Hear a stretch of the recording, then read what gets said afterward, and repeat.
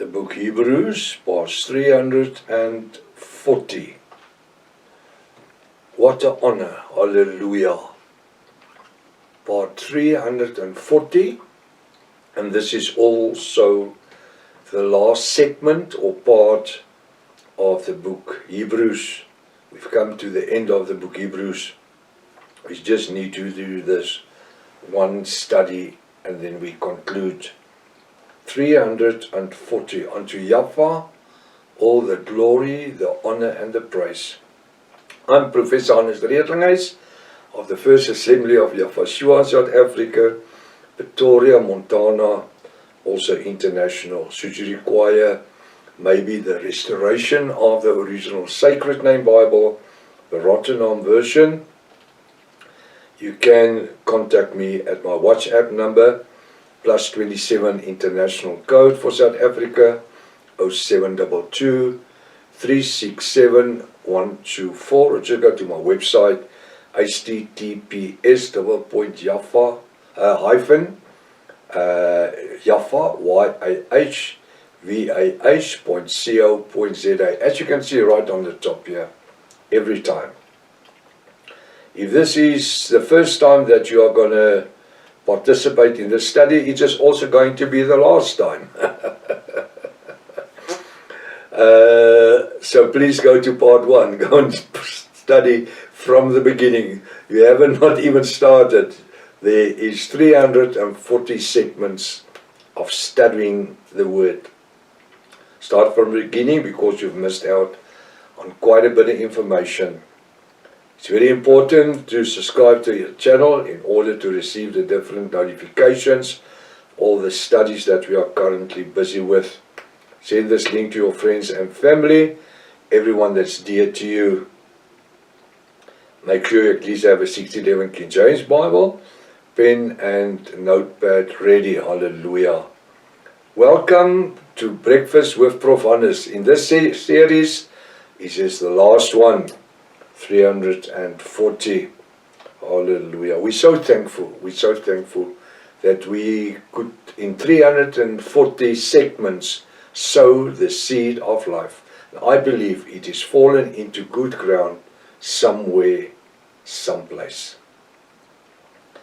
Verse 20, Hebrews 13:20. Now Yahweh of peace. That peace we spoke to about it yesterday. I just need to touch on this to flow into the next scripture. The peace must be a capital P. To Yahweh Almighty of peace, that brought again from the dead, Yahweh, that's our Savior, the great shepherd. Great shepherd must be capital letters. He is the great shepherd. He says, he just calls his sheep by his name, and they will follow him. He doesn't drive them. We don't need to be driven. He just leads us. Hallelujah. The great shepherd of the sheep. Through the blood, capital blood, of the everlasting covenant. Capital covenant. The everlasting covenant, in brackets, the New Testament of grace. Hallelujah. Everlasting covenant. That covenant will last unto the coming or the parousia of Yahweh for his bride. What a privilege that we are going to be changed from an earthly into a heavenly body. 1 Corinthians 15 verse 27 up to 58. We are going to leave this body. Remember, in the week, my father says, we live in tents, so when it happens that Yahweh is going to come first, we will just draw the tent pegs and we will just go. Actually, we will just sidestep everything, because this body is actually the tent that we are living in. You with me? We don't live in castles. We don't live in temples. He says your body is the temple of the Ruach HaKodesh. And as the disciples in the time of Moses didn't have a temple but a tabernacle, which is made of cloth and skins, so is this made of flesh. It's a tabernacle which is accommodating the Ruach HaKodesh, soul's dimension. So when we're going to be changed, this tent is just going to fall away, and we are going to be changed into a glorified body. Hallelujah. Verse 21. Make you perfect in every good work. Make you, that's us in 2026, perfect in every good work, to do His will. That His must surely be a capital H. His will, that is Yahshua's will, Yahweh's will. Working in you that which is well pleased in His sight. Who is the His? A capital H, Yahweh Almighty in brackets. Through Yahshua, to whom be glory. The glory must be a capital G. Who's worked out glory? Who has paid the price for our glory? Yahshua, forever and ever. Meaning, until the day we die of heart attack, car accident, what you want to call it, or we're going to be transformed from fleshly into a heavenly or spiritual body. Hallelujah. I'm so glad we are going to be changed. Jim Reeves was a musician, and he sang a song, "This world is not my own, I'm only passing through." We are not really a residence of this earth. Apostle Paul says, we're from the earth. We're on the earth, but we are not from this earth. We do not participate in the things that is offered to us. We are redeemed by love divine. Glory, glory, Yahshua is mine. Hallelujah. We are heavenly bounded. We have a desire to be changed, to be altered, to live from here into heaven, into the place that He has gone to prepare us. So he says, Yahshua, to whom be glory forever and ever. Now it says, and I, that's Apostle Paul, beseech you, brethren, that is the Yahwist from 2,000 years ago, and even today, 2026. Suffer the words of exhortation. Suffer the word of exhortation. For I have written a letter unto you in few words. He says, this which we've studied in the book of Hebrews is a letter which he wrote to us in few words. Why only in few words? Why does this few words become a container of information? Because it's anointed by the Ruach HaKodesh. It's a few words as he spoke it. But the moment that these words are saturated with the Ruach HaKodesh and it starts rising up, this is what's overspreading the world for the last 2,000 years. It's these messages that the apostles of Yahshua and Apostle Paul wrote unto the world. I know there's a lot of churches today that doesn't acknowledge Apostle Paul's writings. We are so pleased that we can have the gospel of salvation. Now there's a lot of people that says that the book Hebrew was written by Timothy, but the history shows that Apostle Paul wrote the book. Why? Because it's written in the same tradition as all the other books that he wrote. Now, Brother Timothy won't write a letter and address it to himself. You have it? Now listen what I'm saying. And I, Apostle Paul, beseech you, brethren, in the 21st century, suffer the word of exhortation, for I, this Apostle Paul, have written a letter unto you in few words. Now let's look at verse 23.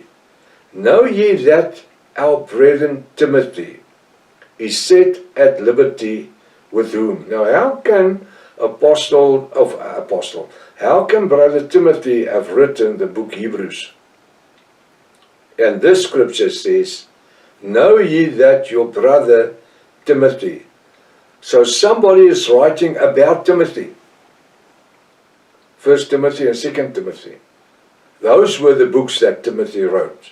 1 Timothy and 2 Timothy. But he hasn't written Hebrew. Because here Apostle Paul says, verse 22, and I beseech you, brethren, speaking to us who understand, suffer the word of exhortation, for I have written a letter unto you in few words, not Timothy. Now he speaks to Timothy. Timothy can't speak to himself. Hebrews 13:23. Know ye that our brother Timothy is set at liberty, with whom if he comes shortly, I will see you. It's not Timothy speaking here. It's Apostle Paul speaking here. Speaking about his brother Timothy. Did you know that Timothy was one of Apostle Paul's students? And that's why Timothy took the message of salvation further. And that's why there's two books in the New Testament, Timothy 1 and Timothy 2, which is so strong. We will come to it later on. They are so very, very strong. So what do we do? Apostle Paul in his life taught people about the revelation word of Yahushua. Most of the time he spoke to Gentiles more than ever. He wrote unto Gentiles more than ever. He reached the Gentiles more than any of other the apostles with the gospel of revelation. In such a way, many times they wanted to stone him. They wanted to kill him. And that's why he went to the Romans and he preached the gospel unto the Romans. Some of the kings of the Roman Empire, he stood before them. And he teach and preached the word. And he was also busy teaching groups of Gentile people in Rome. Not fearing his own life. And that's what we must do as Yafis today in 2026. As we acknowledge through this study of the book of Hebrews, we came to massive revelations which Apostle Paul wrote down for centuries. We never understood it because for more than 600 years the Protestant churches and charismatic churches and Roman Catholic churches never explained to us that how the Son came about. How the Father begot the Son. Understanding that it was an angel who was uplifted and received a name above every other name. Hebrews chapter 1. You can go back and study it again. And we understood how, according to the order of Melchizedek, that Yahushua didn't function under Melchizedek, because Melchizedek was only a normal priest. Yahushua was a high priest, the son of Yahweh. Today we understand the figurative speech. And that's why it's so important. This study has come to its end. But we need to go back to Hebrews 1. Take these studies, these videos. Now you can sit down, understanding, have a knowledge of it. Now you can sit down and do your own study. Lesson after lesson. Look at it, make your notes.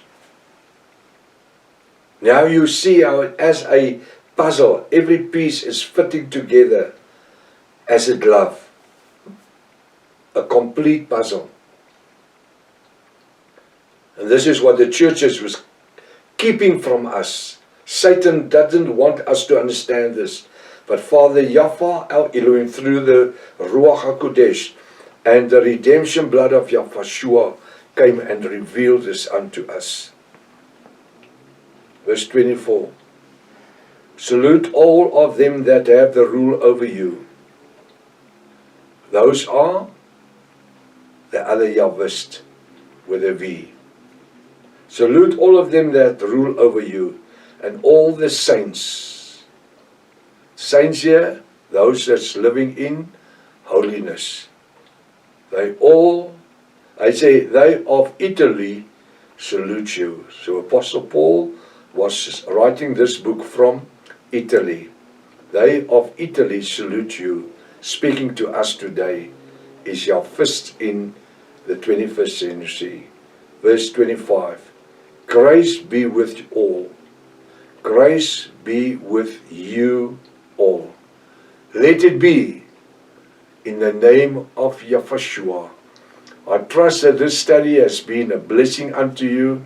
Yes, here and there, the apple cart has been shifted around, and theology, dogma just fall out of the bus, and we realize a lot of things that we were taught to believe is not what it should be. With the knowledge you have now, go back to Hebrews 1 verse 1, start the study over and do it in your own time. Our next study will be next week, the book of Romans. We're going to start with the book of Romans. Glory unto Yahshua, the King of Kings and the Master of all. Maranatha, Yahshua's coming back again. Hallelujah.